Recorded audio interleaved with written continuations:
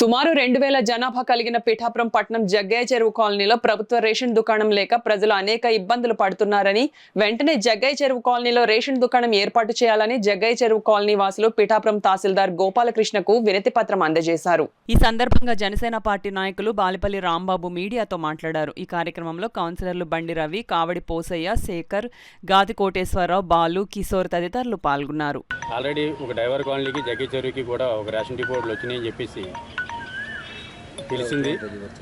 తర్వాత ఈ జగన్మోహన్ రెడ్డి గారు ఆధ్వర్యంలో ఈ వ్యాన్లు రావడం వల్ల ఆ సబ్జెక్ట్ అన్నది మర్చిపోయారు. ఇప్పుడు వ్యాన్లు తీసేశారు కాబట్టి రేపు 1వ తారీఖు నుంచి మరి రేషన్ డిపోకి వెళ్ళాలి కాబట్టి జగ్గయ్య చెరువు ప్రజలందరూ కూడా అక్కడ ఆటో సుమారు 2 కిలోమీటర్లు 3 కిలోమీటర్ల మేర రేషన్ డిపో దగ్గరికి వెళ్ళవలసిన పరిస్థితి ఉంది.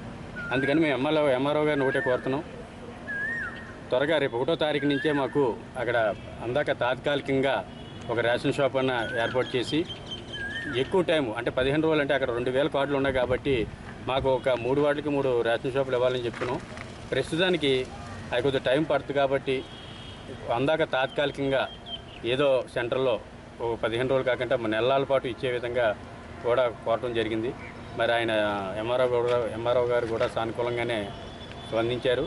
జాయింట్ కలెక్టర్ గారు వస్తున్నారు, ఆయనతో కూడా పెడతామని చెప్పేసి అన్నారు.